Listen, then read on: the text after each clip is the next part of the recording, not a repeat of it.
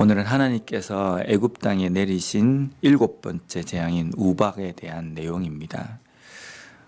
우리가 이 7번째 재앙까지 오는 동안에 이런 의문이 좀 들 수 있습니다. 하나님께서 그냥 단번에 애굽을 초토화시켜 버리시고 이스라엘 백성들을 그냥 데리고 나오시면 더 그냥 멋있지 않았을까? 그게 더 일이 쉽지 않았을까? 그렇게 생각을 하는데 하나님께서는 왜 이제 앞으로 10번째까지 이렇게 갈 겁니다. 그러면 왜 이렇게 10번째까지 가도록 하셨을까?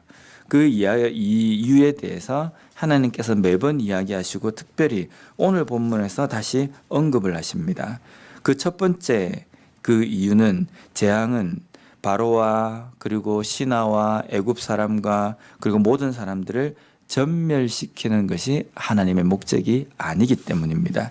15절 말씀을 보면요. 내가 손을 펴서 돌림병으로 너와 내 백성을 쳤더라면 내가 세상에서 끊어졌을 것이나.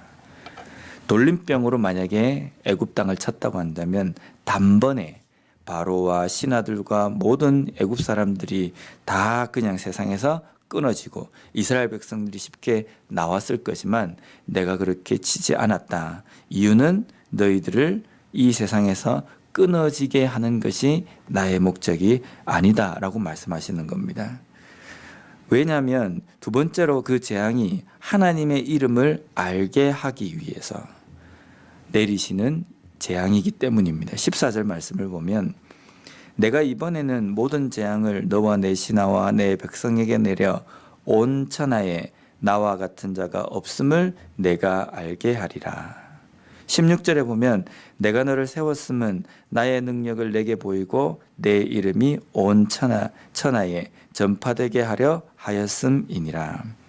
하나님께서 애굽 땅에 내리시는 이 재앙을 통해서 하나님의 이름이 알려지는 것, 주변에 있는 모든 사람들이 하나님의 위대하심과 하나님의 권능을 알게 되는 것, 그것이 하나님께서 애굽 땅에 재앙을 내리시는 목적이라는 겁니다.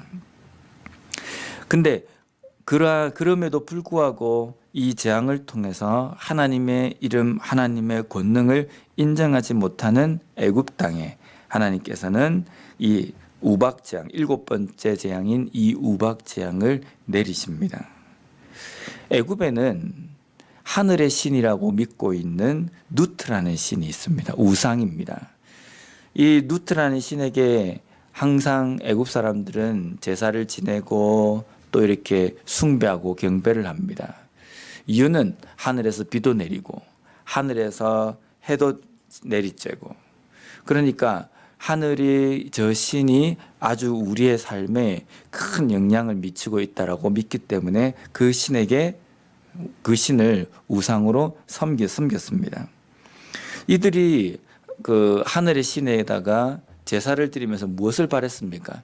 따사로운 햇빛, 비도 적당히 내리고 이런 것들을 원했을 건데, 근데 하나님께서는 그 하늘에서 이 우박 덩어리가 내리게 합니다. 제가 한국에서 우박을 한 번 제가 본 적이 있습니다. 차를 타고 가다가 우박이 내려가지고 세워서 가지도 못하고 또 나가지도 못하고 꼼짝없이 차 안에서 한 10분인가 20분 정도 있었던 기억이 있습니다. 근데 그 우박은 내려도 별로 그렇게 차에 데미지를 입히지 않았습니다. 근데 이 콜로라도로 와가지고 우박을 또 이렇게 경험을 하는데 그때 그 본 우박하고는 틀린 겁니다. 이 알이 좀 굵은 거예요. 어떤 지역에서는 우박이 내려가지고 차가 데미지를 입기도 하고 막 그러지 않습니까? 근데 하나님께서 애굽 땅에 내리게 한 이 우박은 아마 이 콜로라도에 내린 이 우박하고는 차원이 틀릴 겁니다. 하나님께서는 만약에 이 우박이 내릴 때에 들에 있었다가는 가축이든 사람이든 무엇이든지 죽을 것이다. 우박을 맞아 죽을 것이다. 이렇게 이야기하십니다. 그럼 아마 이 우박이 엄청나게 클 것 같아요. 이거는 차를 때려서 차를 이렇게 흠집을 내는 이 우박이 콜로라도의 그런 우박이라고 한다면 하나님께서 내리시는 이 우박은 아마 당시에 살고 있는 애굽 사람이든 아니면은 그 사람들이 살고 있는 그 지붕도 뚫을 수 있는 그 정도의 큰 우박이 아니었을까? 그리고 오늘 본문에는 우박만 내리는 것이 아니라 불이 함께 내렸다라는 이 표현을 씁니다.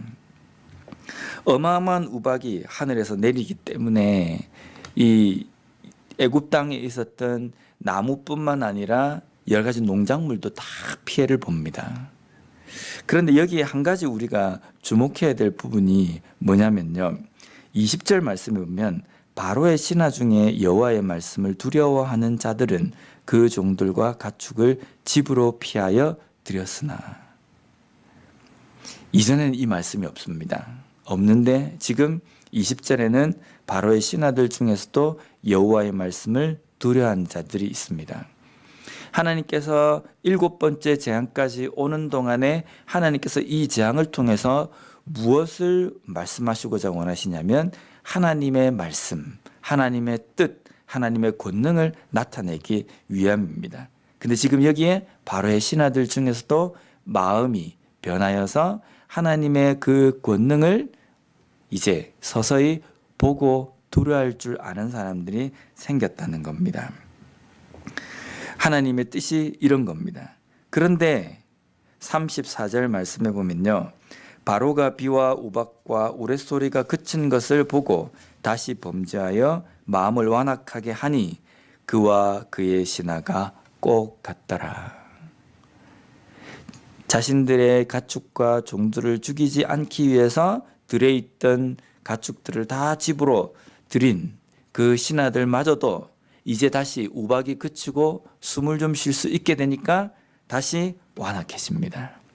바로 왕과 똑같이 완악해졌다라는 표현이 오늘 기록되어 있습니다. 우리가 우리의 삶에서 일어나는 여러 가지 문제들 속에 때로는 우리가 참 이거는 감당하기 힘들다, 이거는 도무지 내가 더 이상 견디기가 힘들다라고 생각하는 그런 문제들이 있습니다. 근데 그런 문제들을 만날 때 보면 저는 그 정도까지 심각한 적은 없지만 정말 내가 더 이상 내가 버티기 힘들구나라고 생각되는 순간들도 뭐 크고 작게 다 있지 않습니까? 그럴 때 보면 이제 내가 끝인가 보다 이런 생각이 들 때가 있거든요.